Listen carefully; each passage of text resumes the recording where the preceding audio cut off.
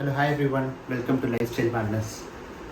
So, car is now a basic need for every family. So எல்லா ஃபேமிலிக்குமே ஒரு car இருக்கணும், அது ஒரு ஸ்டேட்டஸ் ஆகிடுச்சு, அது ஒரு நீட் ஆகிடுச்சு. ஸ்டேட்டஸ் விட இப்போ ஒரு நீட் ஆகிடுச்சு, எஸ்பெஷலி ஆஃப்டர் கோவிட். ஸோ ஒரு காரில் போனால் சேஃப்னு நினைக்கிறாங்க, பப்ளிக் மோட் ஆஃப் ட்ரான்ஸ்போர்ட்டேஷன் போகிறது ஒரு கார் சேஃப்னு நினைக்கிறாங்க. So this video is all about a new car or a used car.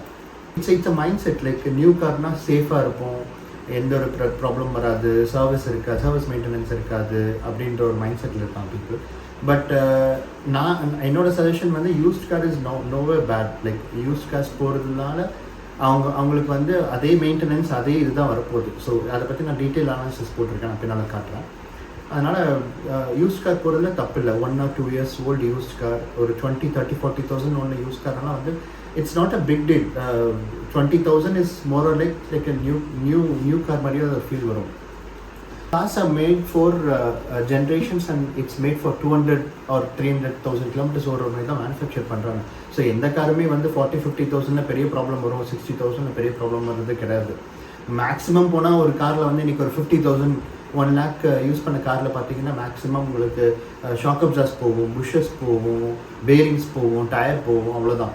இதெல்லாமே என்னோட பேஸ்ட் ஆன் மை ஓன் எக்ஸ்பீரியன்ஸில் சொல்கிறேன். லைக் என்னோட கார்ஸ் பார்த்தீங்கன்னா I started buying Maruti 800 in my old days. Like நான் 98, 99 வந்து Maruti 800 வச்சுருந்தேன். So after that I move on to Honda city.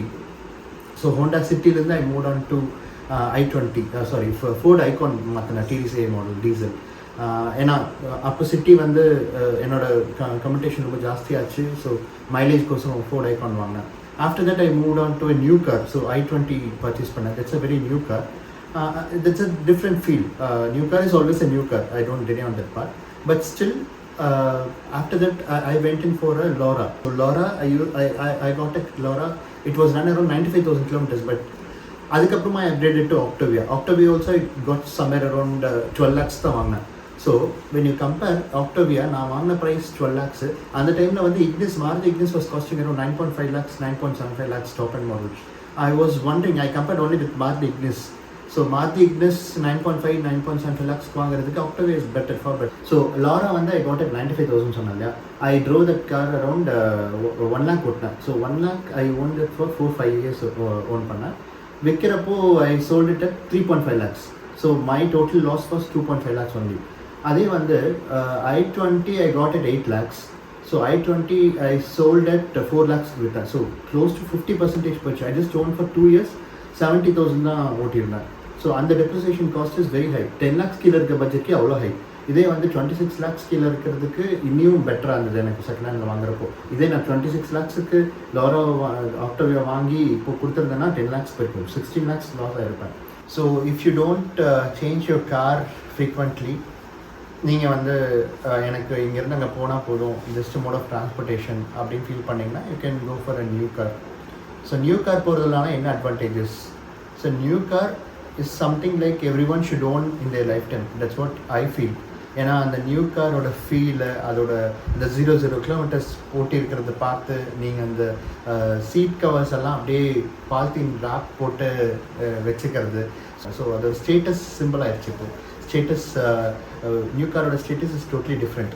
Plus you get your own choice. Like உங்களுக்கு இந்த colour தான் வேணும், இந்த ப்ளூ தான் வேணும், இந்த வேரியண்ட் வேணும், ஸோ பிடிச்ச நம்பர் வேணும் அப்படின்றப்போ நீங்கள் நியூ கார் போய்க்கலாம். ஸோ உங்களுக்கு பிடிச்ச நம்பர், உங்களுக்கு பிடிச்ச கலர், உங்களுக்கு பிடிச்ச வேரியண்ட், ஸோ எல்லாமே நியூ காரில் இருக்கும். You have that feel everything in your new car. But அதே நியூ காரில் வந்து you have a disadvantage too if you are not using it properly. ஒரு வருஷம் 2 வருஷத்துக்கு கொடுத்தீங்கன்னா you have a very big depreciation margin. So if you are going for a new கார்னா you should have that car at least for 5 to 8 years, at least for 5 years. And you should drive at least ஒரு 70,000 to 1 lakh ஓட்டினீங்கன்னா you will have ஒரு satisfaction.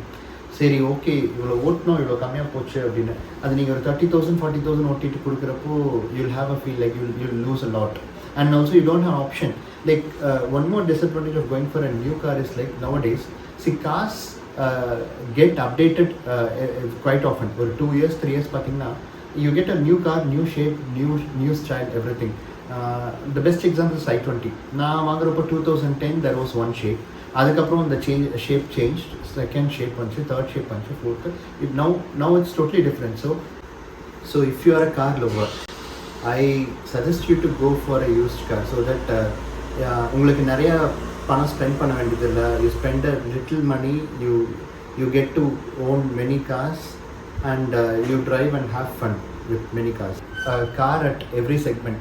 For example, உங்களுக்கு 5 to 8 lakhs தான் பட்ஜெட்னா, if you're going for a new Karnaugh you get to have a Dzire அந்த range, mini hatchback அந்த மாதிரி தான் இருக்கும். But இது 5 to 8 lakhsல யூஸ்ட் கார் போகிறப்போ you will have an option to go for a Innova, you will have an option to go for a Corolla, you will have an option to go for Rapid, or you can even go for a hatchback, 1 year used hatchback. And the money you will get an option in each and every segment for the same price if you're going for a used car. And you have very less margin of depreciation. You buy a car at for 8 lakhs, 7 lakhs. நீங்கள் ஒரு 1 or 2 years கழிச்சு விற்கிறப்போ you lose around 10-20%. சரி, ஒரு 6 lakhs 7 lakhs அவ்வளோதான் போகும் ஒரு 1 or 2 yearsக்குள்ளே கொடுத்துட்டிங்கன்னா. அது போக you will have an immediate delivery. So உங்களுக்கு உடனே நீட் இருக்குது, நெக்ஸ்ட் வீக்கே வேணும் அப்படின்னா நீங்கள் போய் ஒரு யூஸ்ட் கார் டக்குன்னு எடுத்து டெலிவரி எடுத்துக்கலாம். திஸ் அப்ளைஸ் டு நியூ தார். இப்போது new Thar you have waiting period of around 6 months. இந்த டைமில் ஏதோ ஒரு யூஸ்ட் கார் வந்துச்சுன்னா you will get it immediately. So that's an advantage. Plus you will have a range like நான் சொன்ன மாதிரி நிறையா செக்மெண்ட்ஸ் போகலாம். இது ஒரு அட்வான்டேஜ் கூட. நீங்கள் லக்ஸரி செக்மெண்ட் கூட போய்க்கலாம். ஒரு உங்களோட பட்ஜெட் கம்மியாக தான் இருக்கும், but you can own a luxury car in the same segment. So டிஸ்அட்வான்டேஜஸ்ன்னு பார்க்க போனீங்கன்னா I don't think there is major disadvantage of going for a used car. இந்த யூஸ்ட் கார் வாங்குறதுக்கும் ஒரு சில டிப்ஸ் கொடுக்க வரேன் நான். என்னென்னா, நிறைய பேர் வந்து யூஸ்ட் காரில் போய் விழுந்துடுறாங்க. ஒரு 5, 6, 7, 8 years ஓல்டு கார் போய் வாங்கிடுறாங்க. ப்ராப்பர்லி மெயின்டைன் பண்ணியிருக்க மாட்டாங்க. ஸோ ப்ராப்பர் சர்வீஸ் ரெக்கார்ட்ஸ் இருக்காது. ஸோ இதை பற்றி நான் ஒரு டீட்டெயில்டு வீடியோ வந்து பின்னால் போடுறேன். ஸோ எப்படி ஒரு யூஸ்ட் கார் வாங்குறது, என்னென்ன எவ்வளோ கிலோமீட்டர்ஸ் ஓடிருக்குன்னு நீங்கள் மெயினாக பார்க்கணும். அப்புறம் அதோட சர்வீஸ் ஹிஸ்ட்ரி மெயினாக செக் பண்ணணும், ஆக்சிடென்ட் ஹிஸ்ட்ரி செக் பண்ணணும். இப்போது நான் வந்து யூஸ்ட் காருக்கும் நியூ காருக்கும் ஒரு சின்ன அனாலிசிஸ் போட்டிருக்கேன். ஸோ அதை பற்றி பார்க்கலாம். So in this analysis, I'm comparing for 10 lakhs cars, under 10 lakhs cars. So if you take a new car, cost of a car வந்து 8 lakhs வச்சுக்கோங்க. It's an ex-showroom price. So இந்த X-showroom ப்ரைஸ்லேருந்து on-road ப்ரைஸுக்கு என்னென்ன நீங்கள் add பண்ண வேண்டியது இருக்கும். So insurance add பண்ணணும். அது வந்து மினிமம் இப்போ வந்து 3 yearsக்கு ஆட் பண்ண சொல்லியிருக்காங்க. ஸோ இன்சூரன்ஸ் வந்து 40,000 வரும். அது போக ரோட் டேக்ஸ் வரும். Road tax for Tamil Nadu cause வந்து 10% for 10 lakhs and below cause, 15% for 10 lakhs and above காசுன்னு வச்சுருக்காங்க. ஸோ 10% ஃபார் 8 lakhs எடுத்திங்கன்னா இட்ஸ் 80,000. அப்புறம் இந்த accessories along with the car அதை எப்படி நம்மளுக்கு சார்ஜ் பண்ணுவாங்க. அது போக உங்களுக்கு இந்த extended warranty, road side assistance இது வந்து ஒரு 20,000 சார்ஜ் பண்ணுவாங்க. ஸோ ஆல் புட் டுகெதர் உங்களுக்கு வந்து 9,47,000, 9,50,000 ஆன் ரோட் ப்ரைஸ் வந்துடும். ஸோ இதில் வந்து இப்போ சப்போஸ் நீங்கள் லோன் போகிறீங்கன்னா ஒரு 2 lakhs லோன் மினிமம் போயிட்டு மிச்சம் வந்து மோஸ்ட்லி 75% வந்து லோன் போகிற மாதிரி இருப்பாங்க. ஸோ 5 years லோன் போனீங்கன்னா நான் இப்போ இருக்கிறது ஹையஸ்ட் இன்ட்ரெஸ்ட் ரேட் எடுத்திருக்கேன் இந்த மார்க்கெட். ஸோ 9%. ஸோ அதுக்கு நீங்கள் EMI with along with interest charges மட்டும் நீங்கள் ஒரு 1,40,000 பே பண்ணுவீங்க எக்ஸ்ட்ரா அந்த 6 lakhsக்கு. ஸோ ரன்னிங் காஸ்ட் வந்து நான் வந்து 12,000 kilometers ஃபார் அ இயர் எடுத்திருக்கேன். So I taken 1,000 kilometers per month. So இது வந்து நான் பெட்ரோல் டீசல் ரெண்டுக்குமே இது காமனாக தான் எடுத்திருக்கேன். ஸோ டீசலுக்கு வந்து மேபி நான் போட்டிருக்க ப்ரைஸ்லேருந்து 5 lakhs வந்து மேக்ஸிமம் உங்களுக்கு ஒரு 25,000 to 50,000, 10% கம்மியாகலாம். அதுக்கு மேலே கம்மியாகாது. ஏன்னா diesel car and petrol car இன்றைக்கி மோர் ஆர் லெஸ் நீங்கள் ரோட்டில் சிட்டி டிரைவிங்க்கு you will get around 10 to 14. So petrol you will get 10, diesel வந்து ரொம்ப பெட்டர் பார்த்திங்கன்னா 13-14 வரும். மாருதி எல்லாம் சொல்கிறாங்க, மாருதி வந்து ஸ்மால் செக்மெண்ட் கார் 1 liter கார்லாம் 15-16 கிடைக்கும். பட் நான் வந்து இன்றைக்கி மினி எஸ்யூவி மார்க்கெட் ரொம்ப இதாக இருக்குது. ஸோ ஒரு மினி எஸ்யூவிலேருந்து தான் நான் வந்து மினிமம் ஒரு 10 அந்த மாதிரி ஒரு ஃபிகர் வச்சு தான் எடுத்திருக்கேன். ஸோ அது வந்து நான் யூஸ்ட் காருக்கும் அதே தான் எடுத்திருக்கேன், நியூ காருக்கும் அதே தான் எடுத்திருக்கேன். ஸோ பெரிய டிஃப்ரென்ஸ் வராது உங்களுக்கு நியூ காருக்கும் யூஸ்ட் காருக்கும். சர்வீஸ் காஸ்ட் வந்து கம்பெனி மெயின்டெனன்ஸ் பண்ணாமல் சே ஒரு 5,000 rupees அப்படின்னு வச்சிங்கன்னா 5 yearsக்கு யூ ஸ்பெண்ட் அரௌண்ட் 25,000. இதில் வந்து வேர் அண்ட் டேர் ப்ராடக்ட்ஸு, பேட்ரிஸு, இந்த மாதிரி வேர் அண்ட் டேர் ப்ராடக்ட்ஸ்க்கெல்லாம் வந்து ஒரு 25,000 போட்டிருக்கேன். ஸோ இன்சூரன்ஸ் ஓனர்ஷிப் வந்து ஒரு 35,000, அதாவது செகண்ட் இயர்லேருந்து நான் ஒரு 3-4 இயர்ஸ்க்கு எடுத்திருக்கேன். ஸோ யூஸ்ட் காரில் வந்து ஏன் கம்மியாக எடுத்திருக்கேன்னா, நியூ காரில் உங்களுக்கு ஃபுல் இன்சூரன்ஸ் 8 lakhsக்கு வரும். அதுக்கப்புறம் டெப்ரிசியேஷன் ஆகிட்டே வரும். ஸோ யூஸ்ட் கார் வந்து நான் ஒரு 3 years 4 years யூஸ்ட் கார் வந்து இங்கே நான் எடுத்திருக்கேன். ஸோ அது வந்து ஒரு 4.5 lakhsக்கு நம்ம வாங்குகிறோம். ஸோ அதை வந்து மேக்ஸிமம் ஒரு 20,000 கிடைச்சா நல்லது. ஸோ மேக்ஸிமம் ஒரு 50,000 kilometers ஓடுற வெஹிக்கிள் ஒரு 4.5 lakhs எடுக்கிறீங்க. அது டவுன் பேமெண்ட் 2 lakhs பே பண்ணுறீங்க. இங்கே நீங்கள் டவுன் பேமெண்ட் 2 lakhs பே பண்ணுறப்போ உங்களோட லோன் டேர்மும் கம்மியாயிரும். இங்கே வந்து used car interest rates are very high இந்த market. But when you compare with your principal, நீங்கள் எடுக்கிற 6 lakhsக்கு 9% பார்த்தீங்கன்னா 1,40,000 வரும். பட் நீங்கள் யூஸ்ட் கார் போகிறப்போ உங்களோட லோன் அமௌண்ட் வந்து மேக்ஸிமம் மோரலஸ் கம்மியாக தான் வரும். ஸோ 2.5 lakhsக்கு வந்து ஒரு 80,000. ஸோ இதில் நான் வந்து எக்ஸ்ட்ரா என்ன போட்டிருக்கேன்னா, சர்வீஸ் காஸ்ட் வந்து நான் இன்னொரு 5,000 எக்ஸ்ட்ரா போட்டிருக்கேன். ஏன்னா கம்பெனி மெயின்டெனன்ஸ் இல்லாமல் வெளியில் பண்ணுவாங்க. வெளியில் பண்ணுறப்போ கொஞ்சம் சீப்பராக வரும். அது போக உங்களுக்கு ரன்னிங் ரிப்பேர்ஸ் எல்லாம் நிறைய போட்டிருக்கேன். இந்த கிளச்சு, ஷாக் அப்சார்ஸு, ரீப்ளேஸ்மெண்ட் காஸ்ட்லாம் 70,000 போட்டிருக்கேன். அதே போக இந்த வேரண்டர் காம்பனண்ட்டும் வந்து உங்களுக்கு நான் ஒரு 5,000 எக்ஸ்ட்ராவே தான் போட்டிருக்கேன். இன்சூரன்ஸ் காஸ்ட் வந்து கம்மியாகும். ஸோ ஓவரால் பார்த்தீங்கன்னா you will end up spending somewhere around 12 lakhs for an used car. இதுக்கு வந்து ஒரு 17 lakhs ஸ்பெண்ட் பண்ணியிருப்பீங்க. ரீசேல் வேல்யூ எல்லாம் பார்க்குறப்போ ஸோ டோட்டல் ஓனர்ஷிப் காஸ்ட் வந்து பார்த்திங்கன்னா 12 lakhs வருது நியூ காருக்கு. யூஸ்ட் காருக்கு வந்து 9.5 lakhs வருது.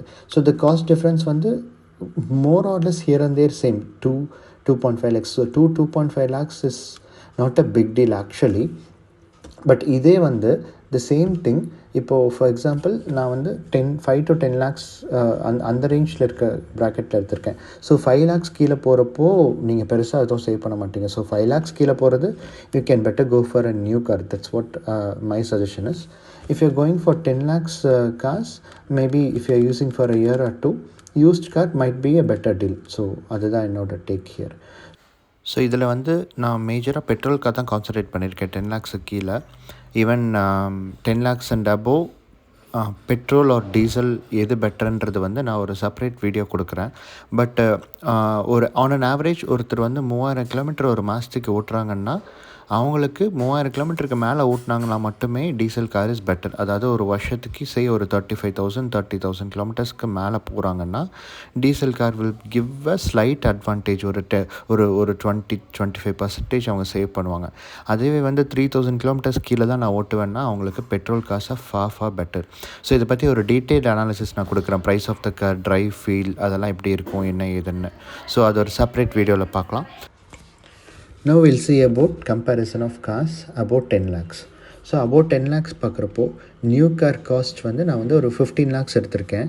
ஸோ 15 lakhs வந்து நான் எதை பேஸ் பண்ணி எடுத்தேன்னா Honda City, Seltos plus Rapid, Vento இதெல்லாமே வந்து காஸ்ட் ஆஃப் த கார் வந்து 15 lakhs வருது. ஸோ அந்த செக்மெண்ட் ஆஃப் காஸ்ட்லேருந்து நான் எடுத்திருக்கேன். ரோட் டேக்ஸ் காம்பனன்ட் பாருங்கள் 15%, 2,25,000 வந்து ரோட் டேக்ஸ் பே பண்ணுறீங்க.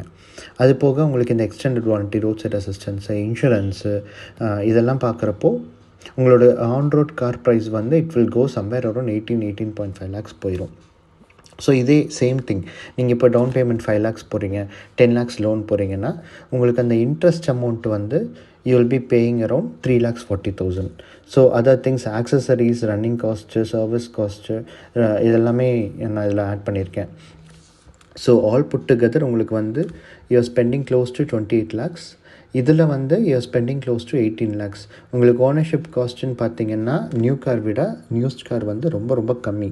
So you save close to 50% of what you going to spend. So this is my take here. If you going for about 10 lakhs car, if you are using it for 1 or 2 years, better my suggestion is to go for a used car.